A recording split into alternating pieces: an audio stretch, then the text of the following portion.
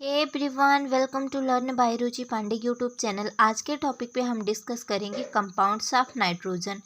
अब बात करेंगे कि पहले तो कंपाउंड्स क्या होता है। जब दो या दो से अधिक एलिमेंट कंबाइन करते हैं आपस में, बट वहाँ पे एक रेशियो होना चाहिए जिससे वो कंबाइन करके एक कंपाउंड्स का निर्माण करते हैं। यानी कि कंपाउंड्स हम उसे ही बोल सकते हैं जब दो या दो से अधिक एलिमेंट आपस में एक रेशियो में मिलते हैं।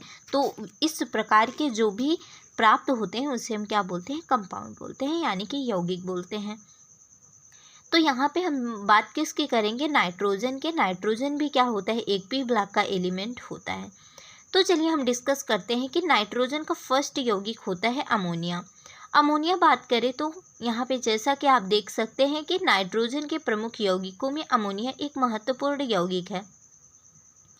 यौगिक तो बहुत बनते हैं, लेकिन इनमें से जो अमोनिया होता है एक नाइट्रोजन का इम्पॉर्टेंट कंपाउंड होता है। यह बात करें कि अगर यह एक प्रकार का हाइड्राइड होता है। अब हाइड्राइड का अगर जिक्र करें तो कोई भी एलिमेंट अगर हाइड्रोजन से कंबाइन करता है तो हाइड्राइड बनाता है, ऑक्सीजन से कंबाइन करता है तो ऑक्साइड बनाता है, नाइट्रोजन से अपक्रिया करता है तो नाइट्राइड बनाता है। वैसे भी आगे के टॉपिक में हम डिस्कस करेंगे नाइट्राइड एंड ऑक्साइड के बारे में।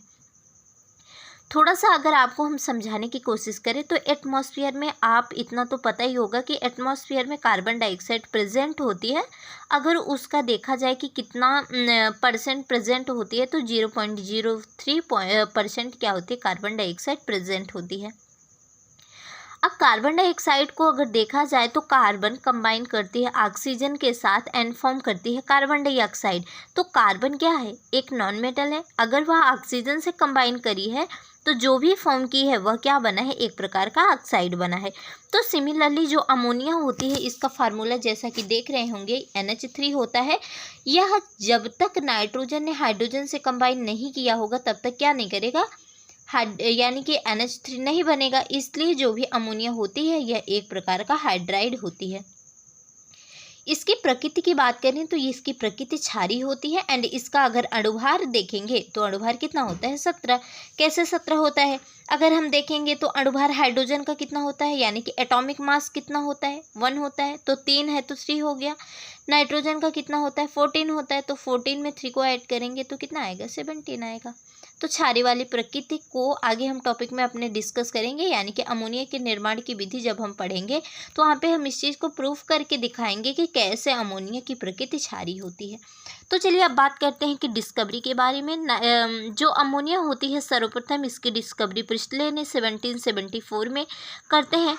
नौसादर तथा चूने के मिश्रण को गर्म करके अमोनिया का निर्माण करते हैं और इसीलिए इसे इन्होंने क्षारीय वायु नाम रखा तथा डेबी ने 1800 में अमोनिया प्रस्तुत किया। तो हम क्या करेंगे आगे, अब चलिए जिक्र करते हैं कि आखिर में कैसे फॉर्मेशन किया जाता है अमोनिया का। अब हम बात करेंगे method of preparation of ammonia. अगर मेथड ऑफ प्रिपरेशन देखा जाए तो 2 होती है, एक होती है लेबोरेटरी मेथड एंड सेकेंड होती है इंडस्ट्रियल मेथड। तो अगर डिफरेंस हम बताएं कि लेबोरेटरी एंड इंडस्ट्रियल में डिफरेंस क्या होता है, इन्वेस्टमेंट के बेस पे अगर देखें तो लेबोरेटरी मेथड में थोड़ा पैसा खर्च ज़्यादा होता है, यानी कि इन्वेस्टमेंट ज़्यादा होती है। एंड जो इंडस्ट्रियल होता है उसमें इन्वेस्टमेंट क्या होती है, कम होती है। बाकी जो भी प्रोडक्ट होता है वह मेजर पॉइंट में प्राप्त होता है।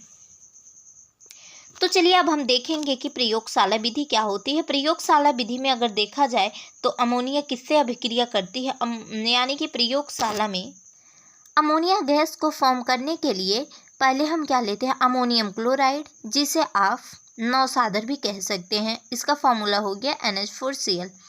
इसकी अभिक्रिया कराई जाती है कैल्शियम हाइड्रोक्साइड, जिसे बुझा हुआ चूना कहते हैं। अब बात करेंगे कि आखिर में कैल्शियम हाइड्रोक्साइड कैसे फॉर्म होती है, यानी कि कैल्शियम हाइड्रोक्साइड का निर्माण कैसे होता है। तो चलिए इस रिएक्शन के बेस पे हम समझ सकते हैं। पहले अगर देखा जाए तो आप घर की अगर पुताई कर रहे हैं, यानी कि कैल्शियम हाइड्रोक्साइड का यूज हम किस में करते हैं, घर की पुताई में। एक मेजर हम देख सकते हैं, एक दैनिक लाइफ में एक यूज़ होता है। तो पहले बाजार से हम लोग क्या लाते हैं, CaO, यानी कि कैल्शियम ऑक्साइड। इसे हम अनबुझा चूना भी कहते हैं।